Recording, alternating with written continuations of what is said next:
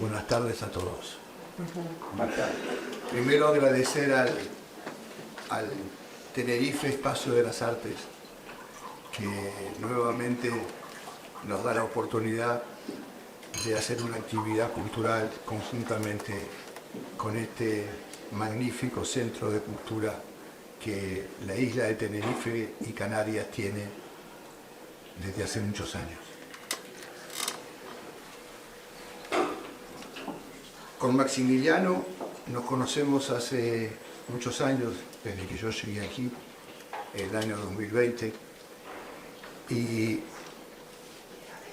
me pidió y me contó de sus incursiones literarias, es decir, que él me ha invitado a participar de sus actividades, y me vino con la buena nueva que habían dado a luz relatos íntimos del escenario, y que le gustaría que este libro fuera presentado por el consulado, porque tanto Maximiliano como Graciela son argentinos, y después la otra paradoja es que otra Canaria se llama Argentina. Y hay una relación muy fuerte entre Argentina y Canarias. Yo le comentaba a José Ramón que tanto Canarias como Argentina tienen una relación muy particular. Y yo le decía que a la respuesta de si me sentía canario o no me sentía canario, yo le dije que sí, que me sentía muy canario y que trataba de tomar lo mejor de Vila y Clavijo, lo mejor de Pérez Galdós, lo mejor de Villalba Arbaz, ese parlamentario increíble y gran abogado que Canarias tuvo. Pero no, vamos a ser cortos para entrar en esta materia. Este es un libro de la confesión de la escritura y lo que la escritura importa para cada uno de los autores. Es un libro que es el producto de un taller literario coordinado por José Ramón, donde cada uno de los autores se presentan con una ficción y se examinan cada uno de ellos de cómo va a ser la ficción que van a presentar en esa obra de teatro imaginaria, que no es tan imaginaria porque tiene como encuentro el anfiteatro del patio de butacas de la Sala del Príncipe en Tegueste. Leí el libro minuciosamente y se acercaron a mi memoria algunas reflexiones que quiero compartir con ustedes para entender este libro. Hace muchos años atrás, cuando la compañía de Margarita Sirgiu presentó Bodas de Sangre, Yerma y Doña Rosita la Soltera en Buenos Aires con Lola Membrive y con Margarita Sirgiu en los roles principales, el PEN Club, que es poetas, ensayistas y novelistas, una institución de escritores formada en los años 20, agasaja a Federico García Lorca, que estaba en Buenos Aires en esa época, a principios de los años 30, y a Pablo Neruda, que era el cónsul general de Chile en la República Argentina. Después fue cónsul general de Chile durante la República Española y obviamente cuando termina la guerra se va. Pero en aquel momento el PEN Club le hace un homenaje a estos dos, y esta es la voz que yo quiero unificar aquí. Es en un banquete en el Hotel Plaza de Buenos Aires, se tienen que parar para dar el homenaje de respuesta, y se paran los dos. Se para Neruda de un lado y Lorca del otro, y el público los empiezan a agarrar de los pantalones para que se baje, haciéndole saber que estaba el otro. No. Y ellos habían convenido, lo cuenta Neruda en el capítulo España en el corazón, te confieso que he vivido, que iban a hacer un homenaje a la Limón, y explican qué es el alimón, que en la tauromaquia es cuando dos toreros embisten la saga de un solo toro munidos de una capa y de un solo capote. Y se preguntan dónde está en Buenos Aires la estatua de Rubén Darío. Y hacen un homenaje floral a Danimol, Federico García y Pablo Neruda sobre Rubén Darío, lamentándose que Buenos Aires no tenga una estatua, y deciden constituirla con las dos voces. El Alimón, en la ficción que yo tuve al leer el libro, es el público que sois vosotros, y que soy también yo, público de ellos, enfrentando el relato de una voz coral que no está completamente unificada, que tiene los desnudos de cada uno de ellos frente al escenario, el poder romper el síndrome de la página en blanco que produce la escritura en la primera vez que uno se pone a escribir, y fundamentalmente el miedo escénico y el miedo a verse como los otros nos ven. Digo el nos ven porque en la interiorización de la lectura me pongo con los autores del libro tratando de unificar una sola voz. El libro es un magnífico ejercicio de poesía, donde José Asunción Silva, donde Pablo Neruda, donde Federico García Lorca, donde Pedro Salinas están completamente presentes y forman también parte de ese hilo conductor. Un hilo conductor que tiene como homenaje a las ganas de escribir, y fundamentalmente a las ganas de escribir una ficción. Y digo la ficción porque la ficción es el patrimonio de la realidad del autor, porque el memorialista, el biógrafo, el comentarista, siempre puede ser rebatido por la realidad. Será rebatido luego porque se encontró un documento, una carta, un amante despechada, una escritura que está fuera de la investigación, desmienten la escritura. Pero nadie puede desmentir la realidad de la ficción que el autor crea.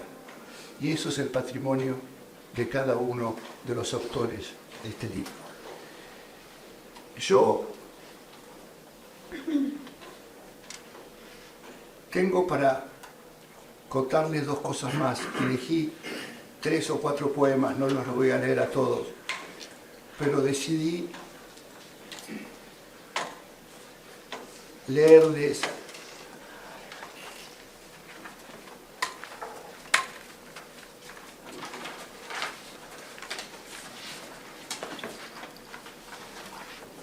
no la traje, se me traspapeló, pero se lo voy a decir más o menos un párrafo. Les quería contar la letra de un tango, de un gran poeta argentino que es Homero Expósito. Y ese tango se llama Afiche.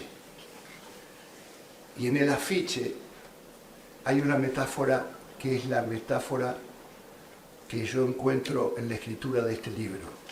Es el quedarse al desnudo como un desnudo de vidrieras. Es el ofrecer el alma frente a la escritura de lo que se dice. Para terminar,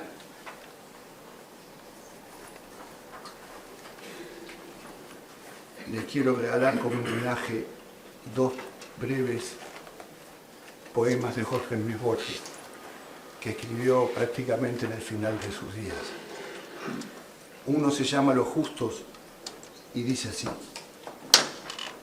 un hombre que cultiva su jardín como quería Voltaire, el que agradece que en la tierra haya música, el que descubre con placer una etimología. 2 empleados en un café del sur juegan un silencioso ajedrez. El ceramista que prelimita un color y una forma. El tipógrafo que compone bien esta página, que tal vez no le agrada. Una mujer y un hombre que leen los tercetos finales de cierto canto. El que acaricia un animal dormido. El que justifica o quiere justificar un mal que no le han hecho. El que agradecen que en la tierra haya Stevenson. El que prefiere que los otros tengan la razón. Esas personas que se ignoran están salvando el mundo. Este es Lo Justo de Borges, y con este que voy a leer finalmente se llama La Fama, y es la fama de ustedes. Haber visto crecer a Buenos Aires, crecer y declinar, recordar el patio de tierra y la parra, el zaguán y el aljibe, haber heredado el inglés, haber interrogado el sajón, profesar el amor del alemán y la nostalgia del latín, haber conversado en Palermo con un viejo asesino, agradecer el ajedrez y el jaspín, los tigres y el hexámetro, leer a Macedonio Fernández con la voz que fue suya, conocer las ilustres incertidumbres que son la metafísica, haber honrado espadas y razonablemente querer la paz, no ser codicioso de islas, no haber salido de biblioteca, ser Alonso Quijano y no atreverme a ser Don Quijote, haber enseñado lo que no sé a quienes sabrán más que yo, agradecer los dones de la luna y de Paul Verdin, haber urdido algún endecasílabo, haber vuelto a contar algunas historias, haber ordenado en dialecto de nuestro tiempo las 5 o 6 metáforas, haber eludido sobornos, ser ciudadano de Ginebra, de Montevideo, de Austin y, como todos los hombres, de Roma, ser devoto de Conrad, ser esa cosa que nadie puede definir, argentino, ser ciego. Ninguna de esas cosas es rara y su conjunto me depara una fama que no acabo de comprender. Muchísimas gracias.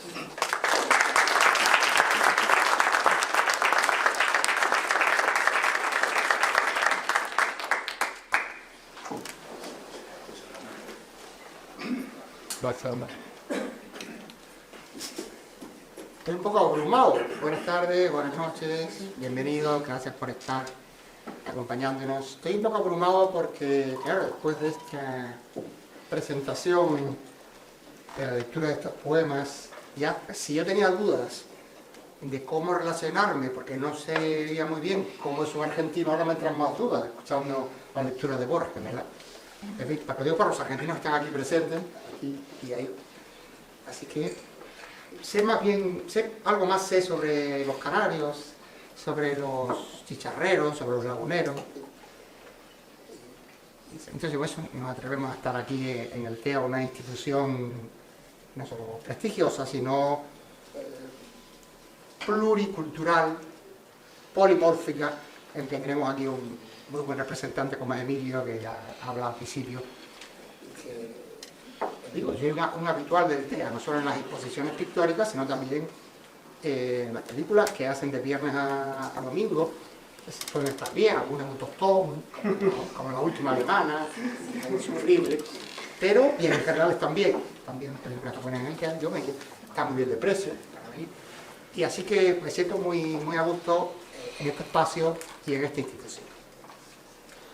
Pero antes de que yo les cuente nada de los relatos, o de mi relato, 10 minutos en el escenario, así que tiene 2 partes. Antes de que les cuente nada, querría dar la palabra, querría presentarles, para quien no la conocen, yo creo que sí, que es muy conocida en esta isla, y allende los mares, porque ha viajado por toda Canarias y buena parte de la península. Querría presentarles a una escritora nuestra, canaria, de Santa Cruz, versada en la historia además de Santa Cruz, en sus entresijos presentes y pasados, que se llama Fátima Martín. Y la tenemos aquí delante. Yo ahora le voy a dar la palabra a Fátima, para que le diga lo que ella quiera.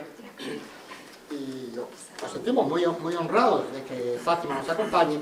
De hecho, una de nuestras ideas, que no la descarto todavía, te lo digo para que te vayas preparando, era que Fátima, en otra presentación, esto es un libro de largo aliento, estupendo que estén ustedes aquí, pero queremos seguir presentando el libro. De hecho, lo hemos hecho en Villaflor, lo hemos hecho en la Biblioteca Pública del Estado, en el Parque La Granja, lo hemos hecho en Tegueste, por supuesto, en el teatro, el origen de esta historia, en la Sala San Borondón del Centro de Cultura Popular Canaria. No han podido venir las editoras, Remedios Sosa, etcétera, César, que son los que han conseguido, con un esfuerzo, pues sacar adelante esta edición. Ustedes saben que muchas cosas ahora se hacen por autoedición, y eso es un problema cuando Fátima o nosotros y tantos tenemos un editor pequeño, humilde, pero competente, de compromiso con la buena literatura, y me permito decir que tanto lo de Fátima como lo nuestro es buena literatura. Ahora diré los dos libros que ustedes pueden conseguir de Fátima Martín. Lo digo de buena literatura porque, no solo por las palabras que ha dicho nuestro amigo el cónsul, profesional, que no honorario, y se ha de aclarar eso, porque aquí muchos son honorarios, y aquí tiene honor, pero es profesional, tiene honor, me consta, pero es profesional. Fíjense lo que decía, de buena literatura, porque claro, este libro, lo tenemos a la editorial Centro de Cultura Nacional, y es una editorial humilde, lagunera, histórica, eso sí, siempre ha tenido la ayuda, la subvención parcial del Ministerio de Cultura a la edición, y también de lectura infinita. Por tanto, para tener esta subvención, lógicamente, pasa una criba. Se establece un jurado, no solo se pasó la criba de la Universidad de La Laguna, donde un par de profesores leyeron el libro antes de que el Centro de Cultura se comprometiera a publicarlo, le dieron el OK, como se dice en Cuba, o el OK, sino también pasó por Madrid, y también pues dije, bueno, no está mal este libro, se puede leer, tiene su mérito. Bien, pues digo eso porque es importante también ser justos y agradecidos con los editores de Relatos íntimos de Delceral. Sin más, Fátima Martín. Fátima Martín es una novelista, no vive de la novela, casi ninguna en este país, pero tiene también un largo recorrido en sus presentaciones, en sus libros. Ha escrito 2 novelas históricas, de Santa Cruz es muy importante, El ángulo de la bruma, y ahí no solo es Santa Cruz, sino también está esa isla misteriosa, San Borondón, que sabemos si existe o no existe. Y su segunda novela es, decía Maximiliano, El silencio de las respuestas. No. Más o menos. Ah, bueno, es El ruido de las preguntas. El ruido de las preguntas. La memoria me falla. Claro, eso es una bomba que yo. Es la segunda parte. Es la segunda. Y sin más, lo que va a decir Fátima, póngale más atención después de lo que ha dicho el cónsul, se lo ponen a Fátima, a nosotros en tercer lugar, porque es una de las 2 prologuistas que está en este libro. Es decir, que si pasó por la lectura crítica de 2 profesores titulares de la Universidad de La Laguna, por el jurado de que otorga subvenciones en el Ministerio de Cultura, bueno, pues también pasó por la lectura crítica de Fátima Martín, que a propuesta mía le pareció que sí se podía hacer un muy buen prólogo que encabeza este libro, y además de Fátima Martín hay un segundo prólogo del catedrático de la Universidad Complutense de Madrid, Justo Sotero, con el cual ya presentamos este libro en su tertulia de Madrid. Por tanto, lo que va a decir Fátima tiene el valor de que no se lo puedo decir, porque no lo hemos preparado, pues está aquí escrito. En el prólogo está, o sea que pongan la atención. Y sin más, por favor. Muchas gracias. Bueno, pero voy a adelantar Sí, porque mejor. no estaba previsto No tenemos esto micrófono. para nada. O sea, yo venía, como ustedes, a comprar el libro y a disfrutarlo. No, simplemente procurando ser breve porque no estaba previsto y seguro que quieren oír a los autores. Voy a contar muy rápido mi relación con... Bueno, aparte de que les he comprado para que hablen también de mí. José Ramón, bueno, qué decir porque es un maestro y siempre, vamos, he aprendido mucho de él en la trayectoria que he tenido hasta ahora. Conozco a Maximiliano, compañero escritor también, que hemos compartido muchas experiencias literarias, y las autoras que se estrenan, ¿no?, con esta publicación. Entonces, lo que sí quiero subrayar es la importancia o la impresión que me causó cuando José Ramón me envió el manuscrito para ver, sondear un poco qué tal había quedado el resultado del taller que habían elaborado, que él siempre pues suele elaborar un tipo de relato o de productos finales de ese taller. Bueno, la impresión que tuve fue que hacía tiempo que no leía tanta literatura y tan buena literatura. Me conmovió muchísimo, no es un texto fácil, es un texto muy profundo, con 6 autores, personajes, narradores, cada uno de ellos son esas 3 facetas, y han logrado introducir un libro de relatos que no es un libro de relatos, es ya casi una novela, que es lo que le diferencia de todos los libros de relatos. Han logrado, creo que la estructura que tiene el peso en oro que hace joya esta obra, de cómo enlazar 6 cabezas, 6 autores de distintas generaciones, de distintos estilos narrativos, y lograr conseguir una historia completa.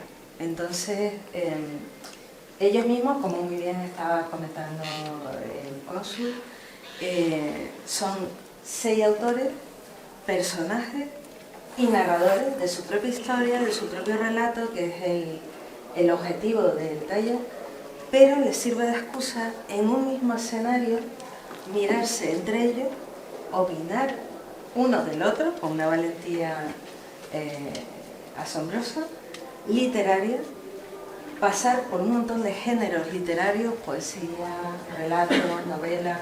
O sea, ellos van investigando sobre el propio arte de escribir, cuentan sus anhelos de lo que esperan por lograr escribir este relato, pero encima están mirando de soslayo a sus compañeros.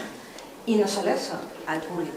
Y el público también se mete dentro de la historia. Todo esto en un mismo escenario, que es el Teatro de Tegueste, que como todos los años, cuando termina el taller, presenta el resultado de ese taller.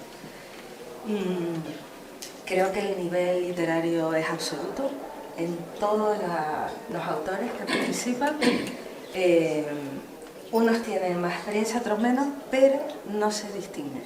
Se verifica estilo muy contemporáneo, estilo literarios más clásicos, pero todos logran el objetivo de transmitirnos una historia conjunta con 6 reflexiones sobre el mundo de la literatura, cómo enfrentarse a ella, los anhelos, las esperanzas que tienen, y a la vez reflejarnos 6 historias que dan mucho que pensar. Creo que vale muchísimo la pena. Es verdad que para nada es literatura rápida ni comercial, sino que nos invita a pasear por una verdadera tratamiento de la literatura en serio. O sea que yo les agradezco por haberme hecho disfrutar de estos textos y les auguro lo que quieran.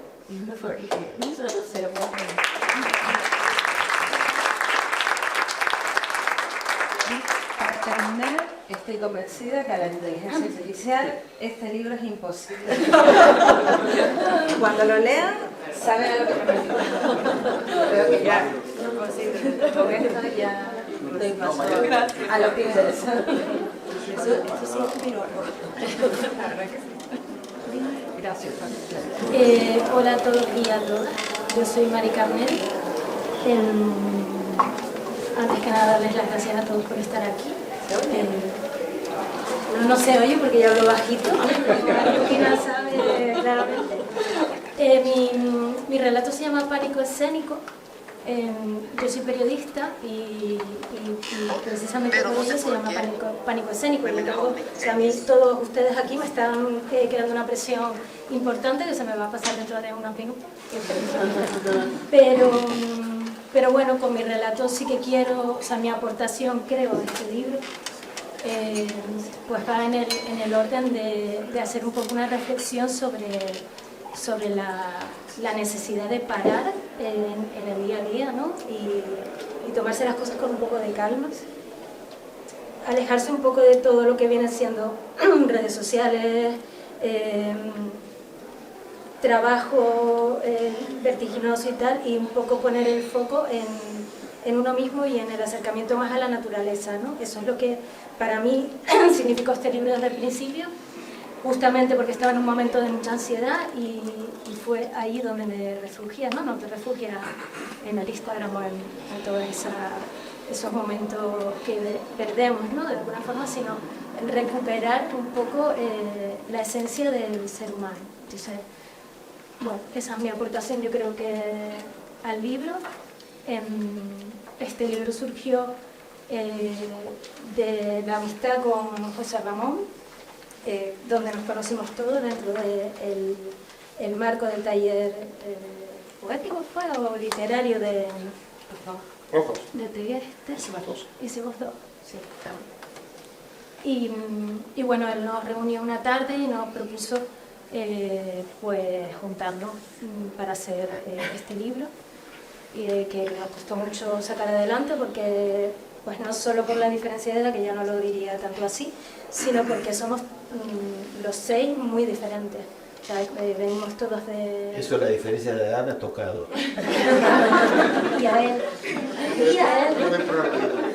Estamos mirándola a él. Pero están mirando a él, pero a ti también.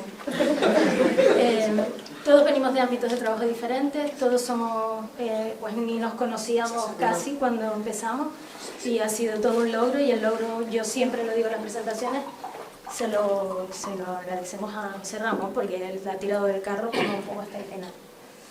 Y yo, pues nada, no tengo nada más que decir, leerles un trocito de mi relato, que espero que les guste. Que empieza así. Dice: la suerte ha querido que continúe con este texto que partió de un sueño y que me recuerda un momento de mi vida sencillo, un instante simple de felicidad, escuchando los mirlos al atardecer en soledad. Los días rectos regreso al campo y subo al árbol. Recupero el aire, calmo mi sangre, y el sonido cercano y la lejanía del verso. El amanecer y la lluvia, la respiración. El tiempo, el tic-tac, la higuera, mis macetas, la manta, el suelo, el fuego con carbón. Las imágenes torcidas, el frío cálido del miedo que desapareció. Permítanme una breve pausa para hacerles una pregunta. ¿Han vivido alguna vez la experiencia de ir a algún lugar recóndito del mundo con la certeza de que nada va a aportar ese instante a tu vida y como por arte de que toda tu vida cobra un sentido diferente? Para mí la literatura es esto, una necesidad constante de desvelar la belleza de las palabras y obligarlas a convivir, observar sus reticencias y sus contradicciones, borrarlas, tensarlas, exprimirlas como la lima del mojito, meterlas en el mortero de la creación. Y quiero presentar, bueno, a José Ramón. ¿Tú querrás leerme un trocito de tu libro? Si no me da permiso el señor cónsul profesional, no me atrevo. Soy muy obediente. Me ha dicho que ha pasado la palabra yo. Que es la persona que nos ha juntado, pero que además tiene una historia de 3 personajes en su relato. Él comienza el relato y lo termina, un poco haciendo de profesor en este teatro, hablamos del Teatro Príncipe Felipe de Tegueste, ¿no? Y él hace como de hilo conductor de nuestro relato. Y sin más. ¿Me da la palabra o...?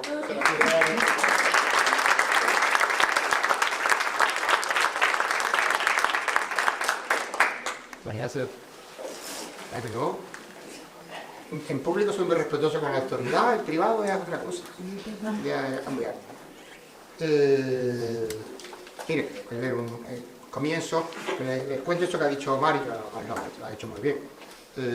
María Hernández Carnero, Mar, así.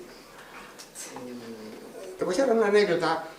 Me contaba un amigo lector que estaba repasando tu relato, Pánico Escénico, que se quedó... Que ya se me pasó, digo. Por eso me meto contigo.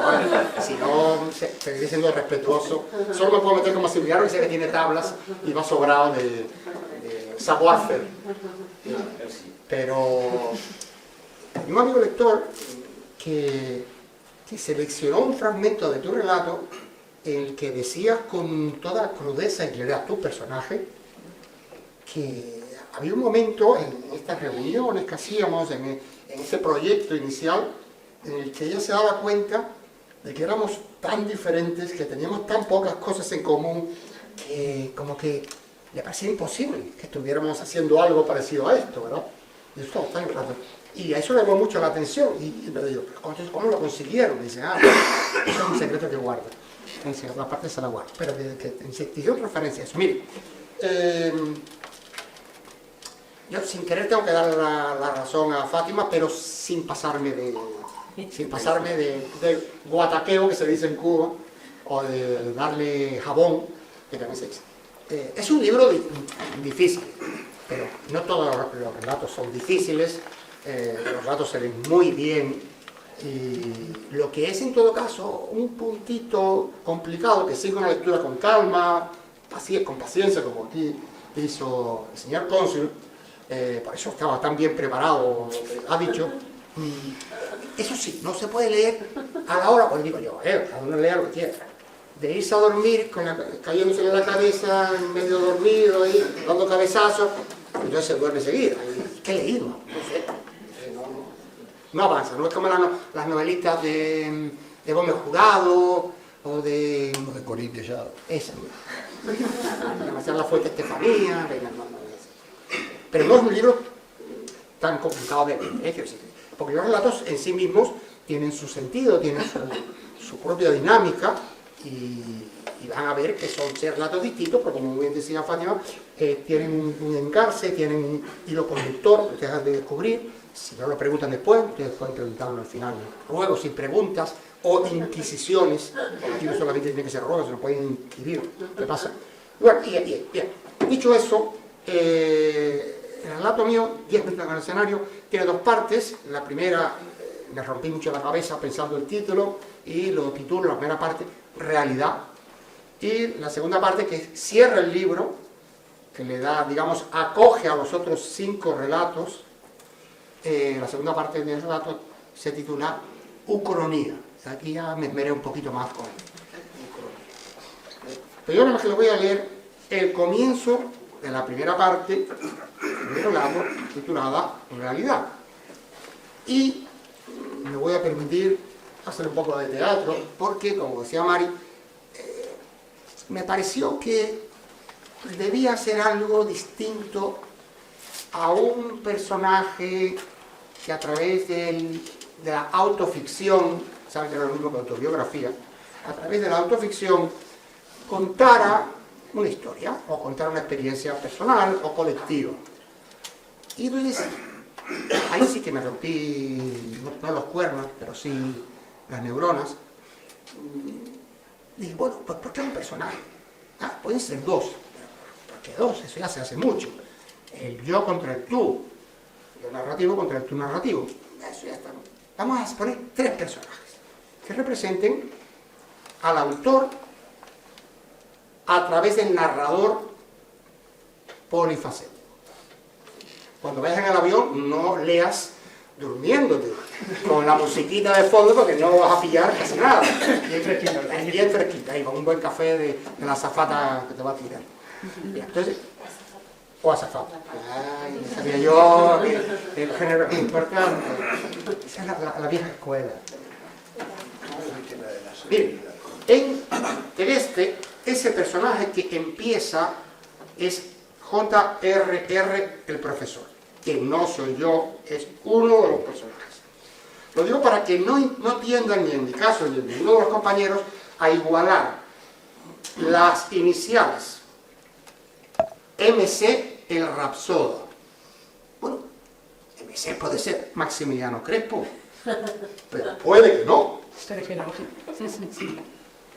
Puede ser Mariquita la Cachonda.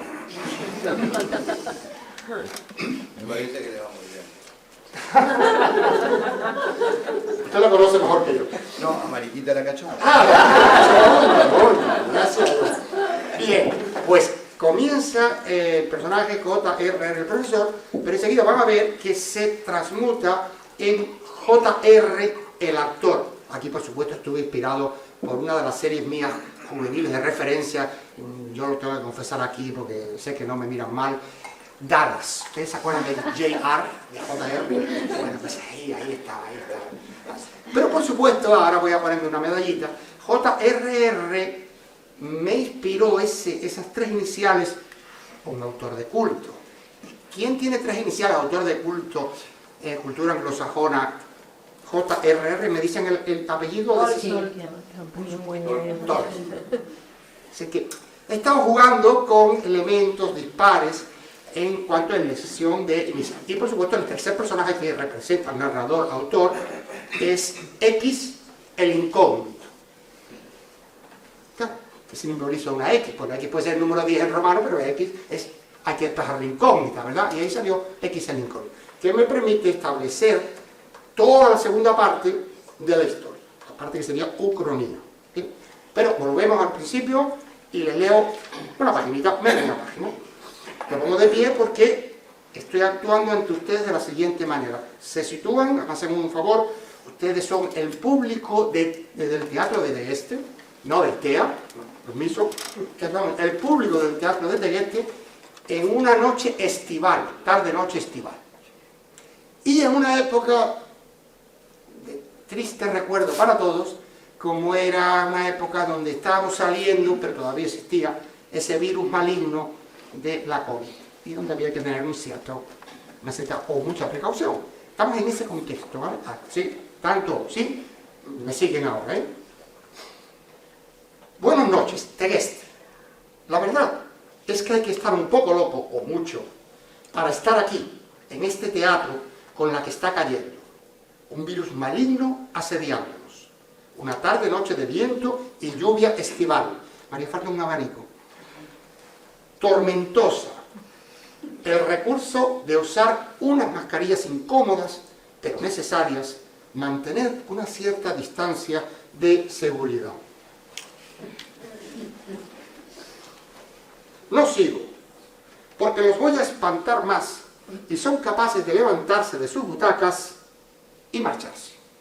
Y eso no, por el concierto poético musical que les estamos ofreciendo. Están oyendo la música, ¿no?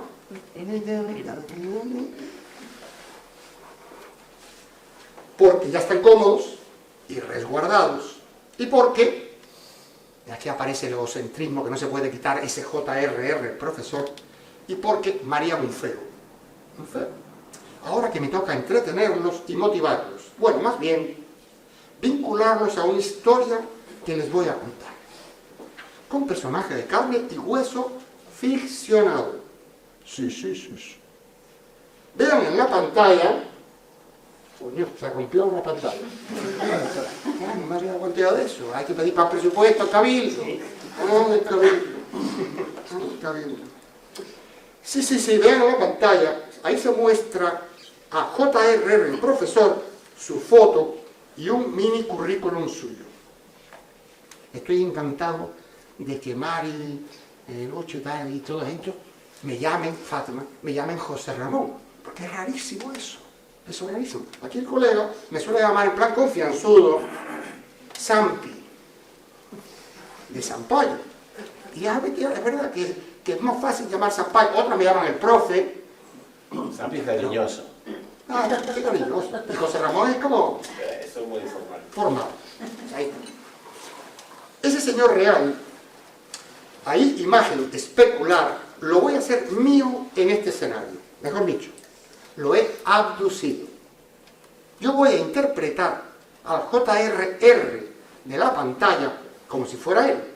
Me he transformado sin cambiar su apariencia, sin disfraz alguno, sin nariz roja de payaso.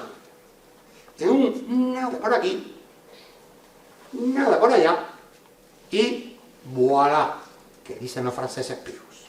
Voilà. Aquí me tienen, un actor idéntico a JRR, su alter ego, que les va a contar una historia de vida y literatura, o de literatura hecha vida. ¿Les parece bien? Puntos suspensivos, y se puede decir sí, no me importa, lo que tú quieras. ¿Les parece bien? Sí. Entonces, ya podemos seguir, ¿eh? Si no, cogemos la mochila y nos vamos. No oigo nada, bueno, sí oigo. Los miro y no los veo por las luces que me deslumbran. Voy a entender que ese sí prudente y modesto, que ese silencio de unos cuantos muchos, otorga que podamos continuar con el espectáculo.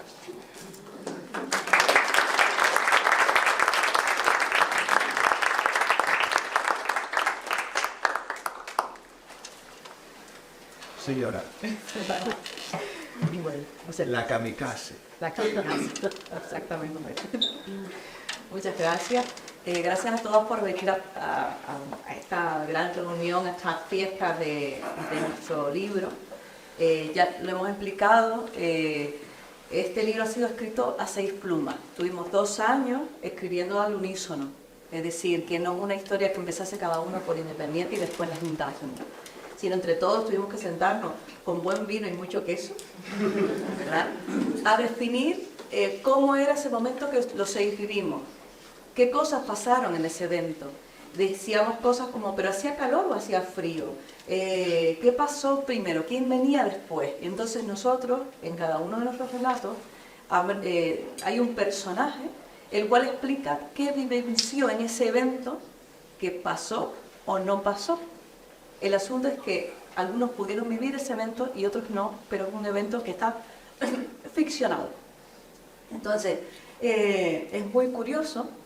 Para mí fue muy curioso ver cómo nosotros, que no nos conocíamos, como hemos dicho, al final hemos entablado una grandísima amistad, porque este libro nos llevó a abrirnos mucho, no solamente personalmente a lo que sentíamos, sino también ante el resto de compañeros, porque a pesar de que se sigue entendiendo, digamos, que cada relato es escrito por cada autor, el resto influimos en los relatos de cada uno. Es decir, si leen a Graciela o a Max, verán el acento argentino dentro del relato. Entonces, cuando nosotros intentamos corregir ortotipográficamente los relatos de los compañeros, no podíamos eliminar esa connotación personal. Por lo tanto, van a ver que cada uno de los relatos tiene la autoría de cada uno de nosotros, pero que sepan que hemos metido un mogollón de mano en todos los relatos, incluidos en lo del profesor que se dejó. Eso es muy importante también. La verdad es que aprendimos mucho en el proceso. Ellos dos han escrito varios libros, muchos libros. Nosotras somos más noveles. Sí, es verdad que Mari sí tenía un libro ya de poesía publicado. Y no será nuestro último libro de ninguno de nosotros, pues la verdad es que nos ha enganchado a la escritura totalmente.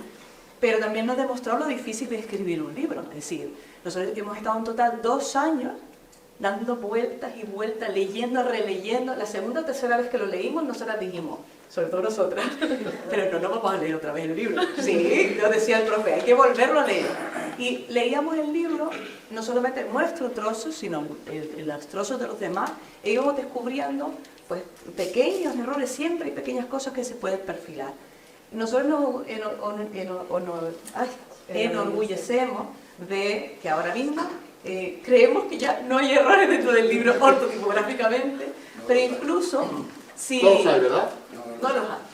Incluso, Palabra de Dios. incluso relaciones, digamos, de las otras personas. Es decir, cuando yo hablo de que veo al personaje de Mari subiendo al escenario, yo describo lo que le pasa a ella, pero es lo mismo que ella describe, pero desde su punto de vista. Entonces, a mí me puede parecer ella súper tierna y ella sí misma verse horrible. O de esa forma vemos siempre a la otra persona desde los ojos de otro compañero. A mí me gustaría leerles un trocito del relato en el cual se explica por qué mi personaje se llama Kamikaze. El teatro estaba a 5 minutos caminando desde mi casa. De modo que no salí desde el instituto como el resto de compañeros, sino que preferí quedarme con el fin de prepararme para el acto. Me enfundé mi vestimenta, sufrí los embistes del cepillo y me dispuse a practicar un poco con la flauta cuando tomé conciencia de lo que iba a hacer. Yo, que apenas hacía 4 meses que había empezado solfeo, me iba a enfrentar a un auditorio repleto. Claro que había hablado en público muchas veces antes, pero esto era distinto. Yo, la kamikaze, entré en barrena. No recordé hasta ese preciso instante que, allá abajo, en el anonimato que da el patio de butacas, iba a estar el chico que me gustaba. Con todos los colegas chinchándole. Y la profe de mates que tanto odiaba, criticando con el de filosofía. Menos mal que también estaría la de plástica que me adoraba, como yo a ella. Y los mandaría a callar con un sonoro shh. Estaría también mi primer amor, pero amor, de los de verdad, al que nunca confesé mis sentimientos, porque era un amor imposible, y entre otras cosas, soy una chica muy práctica, y para estar sufriendo, mejor ni intentarlo. Y empecé a sentir de repente todo lo que se supone que la gente siente al subir a un escenario. Y que yo, por desgracia o virtud, jamás había sentido. Empezó a formarse un nudo en mi estómago y mis piernas comenzaron a temblar. Una inmensa vergüenza inundó mi pecho y me nubló la mente, y el sudor bañó manos y frente. Mi cabeza comenzó a girar y tuve que tomar apoyo en la mesa del salón, una mesa de cristal ahumado, fría y pesada, que robó el poquito de calor que aún conservaba mi cuerpo. Asida a aquel borde anguloso, intenté tomar aliento.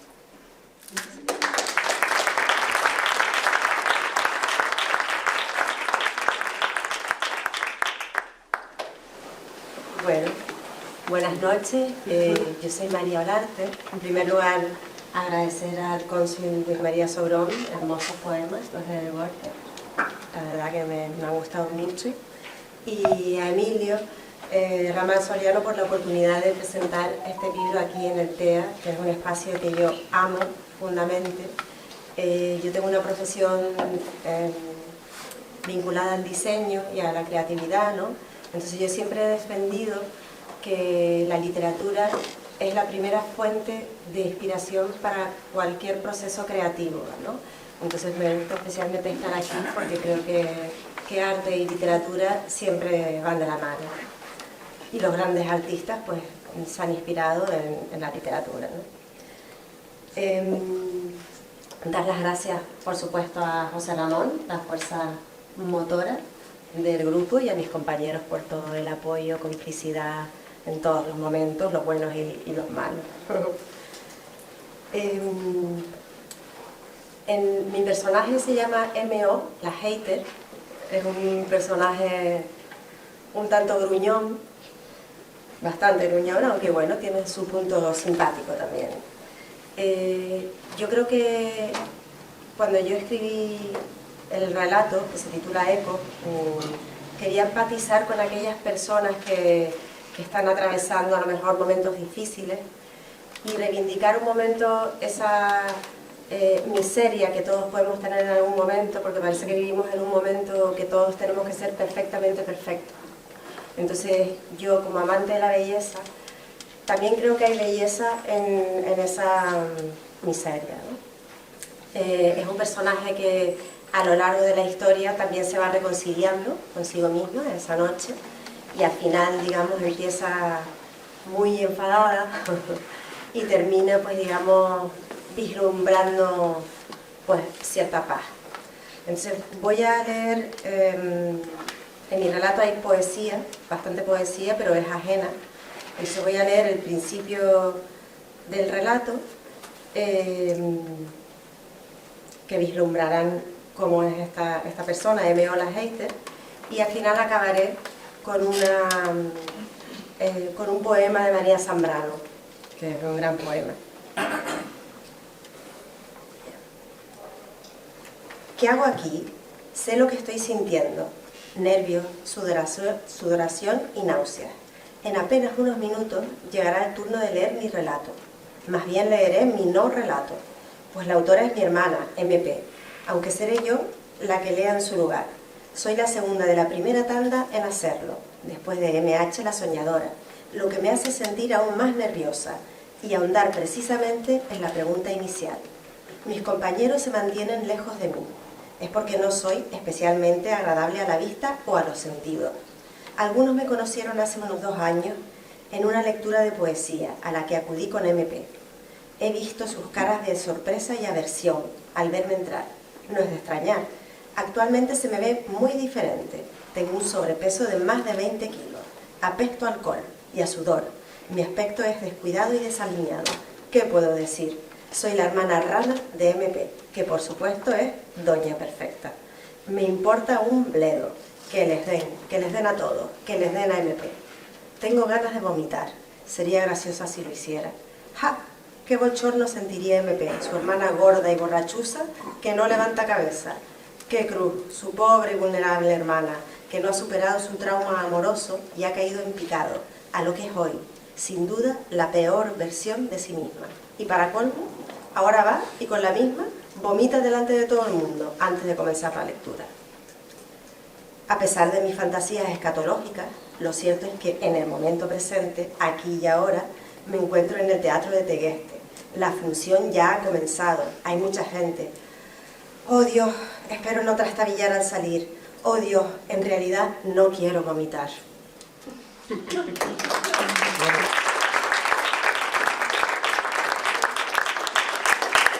Son el principio y M.O. se va reconciliando a través de una reflexión interna y a través también de los textos que le inspiran profundamente esa noche. Entonces ella va, digamos, reconciliándose consigo mismo y al final, pues este es el resumen de lo que ella quiere conseguir. Ella quiere renunciar al ruido, a mi ruido mental, sustituirlo por el silencio, empezar a desaprenderme, nada sé. Y aquí viene el maravilloso poema de María Zambrano. Que todo se apacigüe como una luz de aceite, como la mar si sonríe, como tu rostro si de pronto olvidas. Olvida, porque yo he olvidado. Ya todo, nada sé. Cerca de ti, nada sé. Nada sé bajo tu sombra, amarilla, simiente del árbol del olvido. Y todo volverá a ser como antes, cuando ni tú ni yo habíamos nacido. Pero, ¿nacimos acaso? O tal vez no, todavía no. Nada, todavía nada, nunca nada. Somos presente sin pensamiento, labios sin suspiros, mar sin horizontes. Como una luz de aceite se ha extendido el olvido.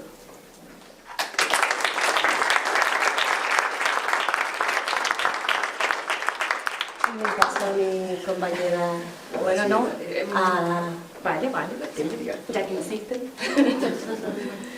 Vale. Bueno, yo quería también agradecer las palabras de Fátima Martín, que ha resumido muy bien lo que significa este libro. Agradecer evidentemente al cónsul que nos ha dado esta presentación tan completa y tan... que a mí me ha vuelto otra vez, porque adoro Borges, y volver a escuchar Borges y leído así en público siempre es, no sé, me pone.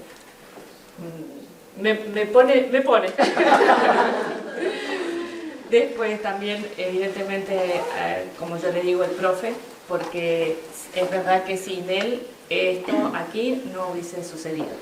Estamos aquí gracias al empuje que tuvo él desde el principio, que creyó en nosotras noveles y que creyó en el proyecto. Y la idea inicial fue de él. Y bueno, nosotros fuimos ejecutores.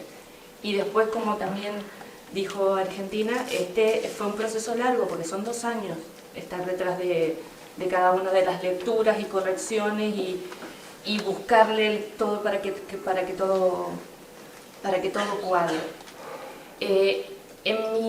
Mi personaje se llama La Delfina, GR La Delfina. Y a mí me tocó una parte bastante interesante del libro, porque mi relato se llama El otro evento. Y como soy la última de todos los relatos, me toca un poco redefinir a cada uno e ir poniéndolos en sus lugares. Entonces no me resultó difícil, porque ya estaban creados cada uno de los personajes, ¿no? Entonces a mí me encantó, me ha encantado la experiencia, y también me gustó explorar a cada uno de ellos. Y si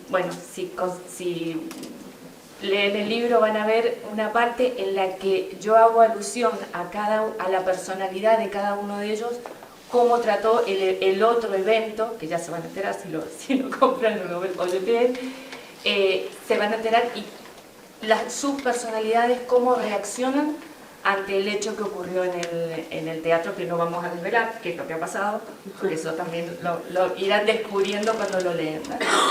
Entonces, esa parte, digamos, de cómo reacciona cada uno ante un evento es las personalidades nuestras.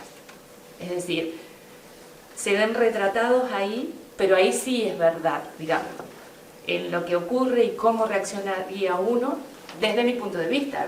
Evidentemente nadie es dueño de la verdad, sí. Desde mi punto de vista, cómo reaccionaría ante lo que sucedió en el evento. Bueno, y sin más... Esto es una cuña, un inciso rapidísimo que me lo vas a recordar ahora mismo. No se estarán de acuerdo conmigo. Cito a Frank Kafka. Y Frank Kafka decía, entre otras muchas cosas, la literatura es el camino más seguro, no infalible, el camino más seguro para alcanzar la verdad. Gracias. Bueno, primeros segundos.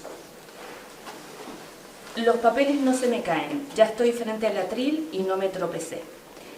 Enfundada en mi cómodo vestido azul claro, fruto de las horas y pruebas de ropa frente al espejo, y sabiendo que tengo solo 5 minutos, empiezo a leer directamente mi relato. La insólita historia de la chica que vendió 2 millones de copias de su único libro. Hay 7.000 millones de personas en el mundo, y 2 millones, sí, 2 millones sintieron la necesidad de comprar su libro. ¿Cómo lo hizo? Empecemos por el principio. Nara, ese es el nombre de la escritora, sin apellido, como si con solo esas 4 letras ya fuera suficiente, demostrando que la vanidad intelectual para ella no existe, solo las palabras, solo lo que tiene que decir al mundo, sin fotos, sin biografía, sin país de origen, ningún dato que permitiese rastrearla. Nara empezó a sospechar que había un extraño patrón cuando aprendía algo nuevo. La primera vez lo notó cuando fue a cabalgar. Nunca había tenido la oportunidad de montar a caballo, ni en un pony en alguna feria, nada. Ese día había quedado con unos amigos en ir a una finca, lugar paradisíaco rodeado de naturaleza que invitaba a mezclarse con el entorno y dejar salir el estado salvaje que todos llevamos dentro. Luego de comer fueron a ver los caballos, y los que sabían montar aprovecharon a dar una vuelta por los alrededores de la finca.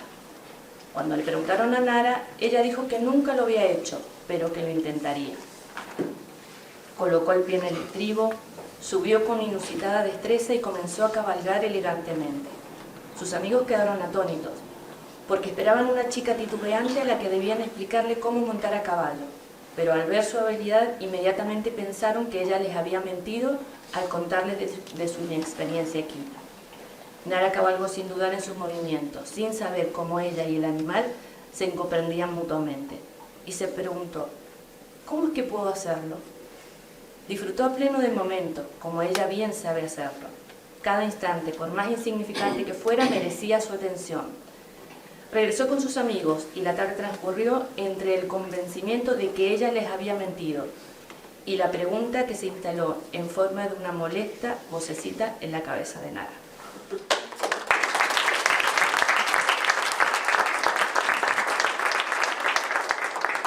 Y doy paso a nuestro compañero Maximiliano.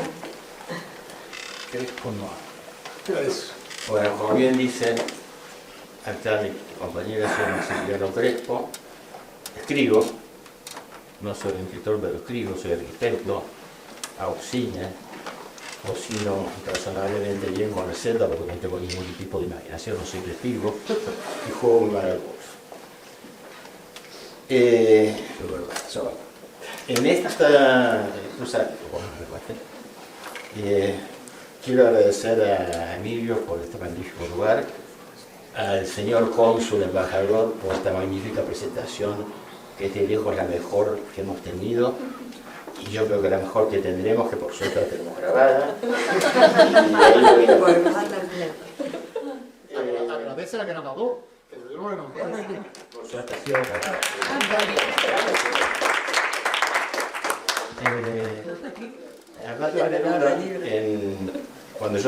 Cuando me dicen que tengo que ir al Teatro de Teguista a interpretar algo, hacer alguna de estas, a mostrar como dicen los niños, a mostrar las cosas que se saben, la nene, súbete, recita. Iba decidido a recitar del libro Tercera Residencia, de España en el Corazón, explico algunas cosas de Pablo Neruda. Se lo oí por primera vez recitar a mi amigo Sergio Madrid, que ya no está como casi.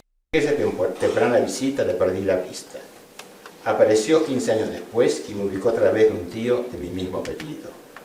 Sergio era un personaje excesivo, vital y muy simpático. Intentó sin éxito contactar con una de mis primas y una amiga de mi hermana con la que había tenido algunos achuches. Achuches son apretones. En su primera visita a los 22 años y se volvió a Chile o cruzó a Uruguay, donde creo que se casó. No volví a saber de él a pesar de que lo intenté en los buscadores de internet y en las guías telefónicas de Santiago, hasta que fue él quien me encontró en el Facebook. El Skype me devolvió la imagen de un muchacho cansado, enfermo, tenía EPOC y usaba una mascarilla de oxígeno, que había perdido el brillo de los ojos, pero conservaba el humor. Me preguntó el número de teléfono de la amiga de mi hermana y volví a intentarlo, nuevamente sin éxito. Ha pasado el tiempo, me dijo. Tenemos que ponernos al día. Miguel murió. Miguel era el otro que nos acompañó en ese viaje desde Manaos hasta Buenos Aires. Lo atropelló hace años un coche viniendo a casa. Yo, como ves, estoy enfermo, pero de buena ánimo. Hablamos varias veces, pero su estado lo hacía cada vez más difícil hasta que dejamos de hacer.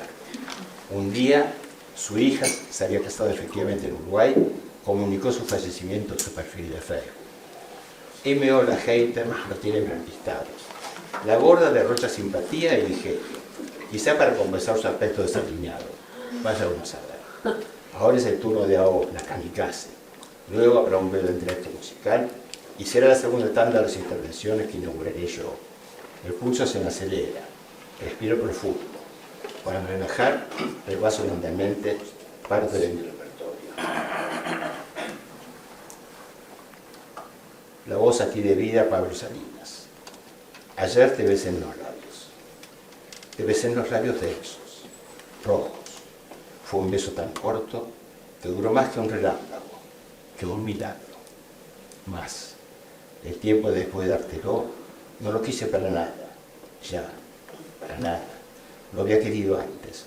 Se besó, se acabó en él.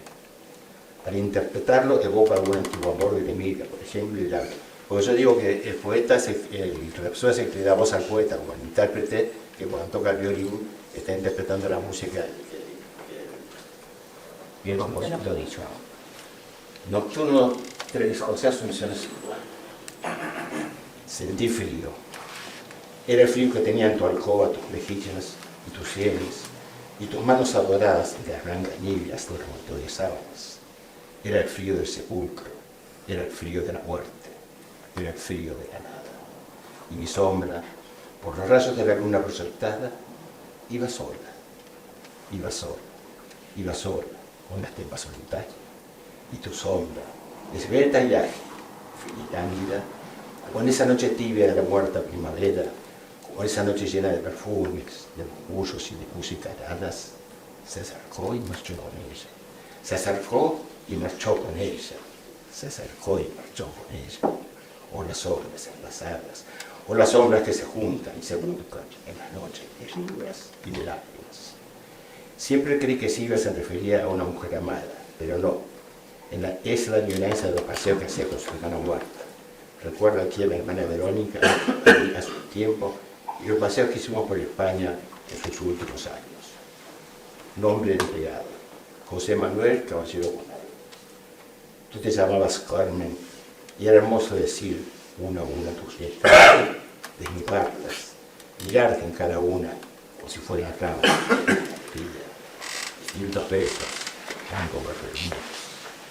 Era hermoso saberte con un pón que ya me dura ahora entre los labios, que sangra entre los labios como amor y una fruta, como algo que yo querría nombrar constantemente, que me estuviese amordazando con su olvido, con su apremiante negación de ser. Porque si no te repetir lo que termina en nada. Es verdad que tu boca se irá desertando, sin responder a nadie, ni siquiera en silencio, que ya no cabe nunca en tu mirada, en tus manos que duelen de su piel, porque es triste, y es también preciso comprender que eso es vivir y olvidar. O si tienen palabras que están llamando a nadie, saber que es una herida súbita que te arrasa y corrompe la más cierta esperanza, saber que es el desamor quien detrás de lo más amado espera para poder seguir viviendo a pesar de la noche. De tu nombre entregado. Este poema lo escuché hace un tiempo en la radio. Caballero Bonal le habla a su esposa muerta. Al oírlo me impresionó. Aquí no necesito poner el lugar del poeta. Soy viudo y sé lo que sentí entonces. comprender que eso es vivir.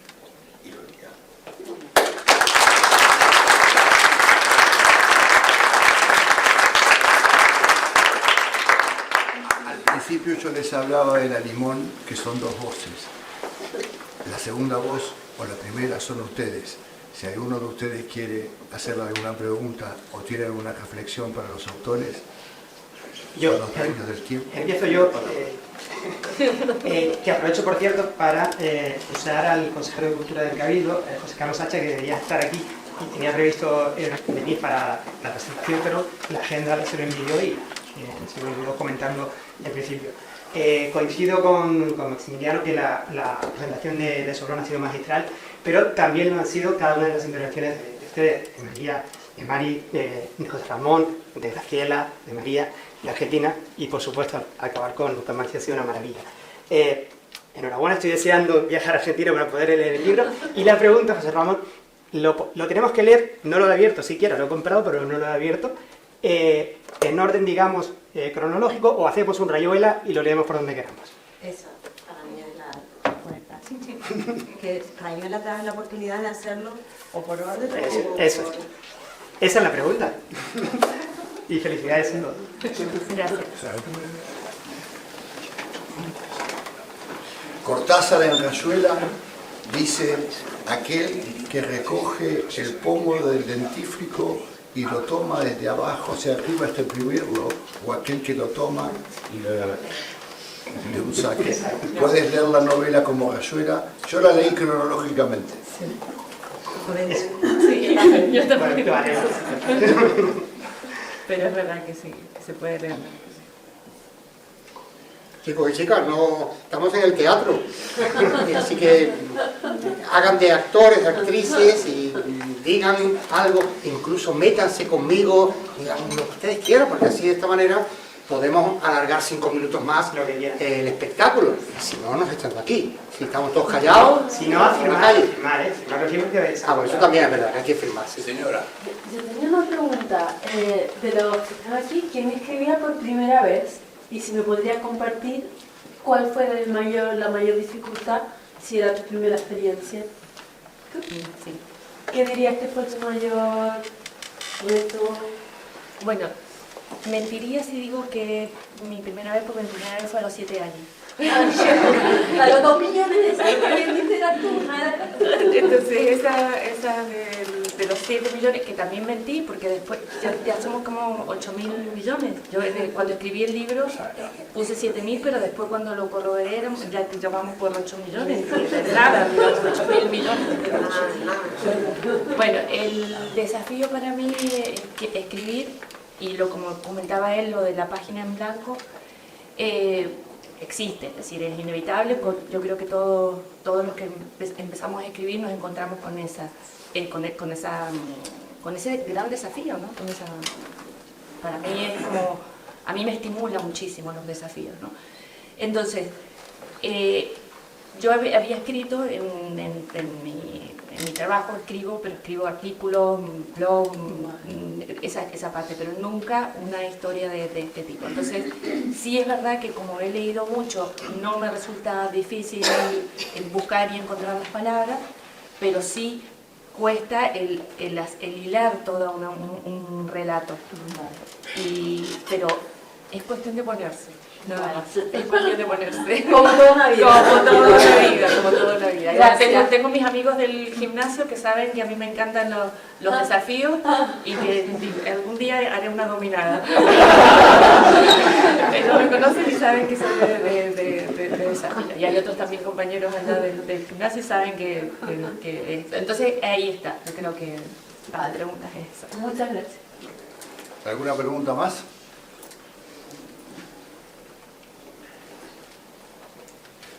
Vamos a Yo firmar.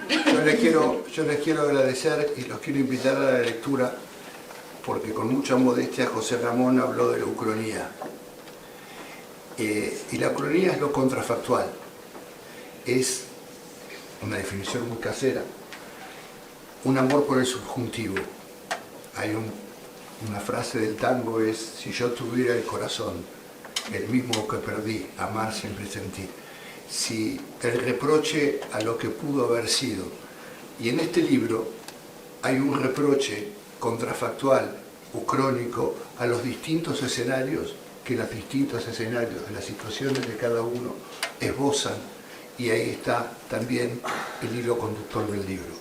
En esa lectura y en la voz de Lucroría, y aparte quiero felicitar a Kamikaze, la bióloga, porque en la lectura del libro recuperé una palabra que yo sabía de antaño, pero que la Real Academia Española la puso en el año 2018, que es la sororidad, que es el amor entre las mujeres que profesan una misma causa, que se rescata del latín.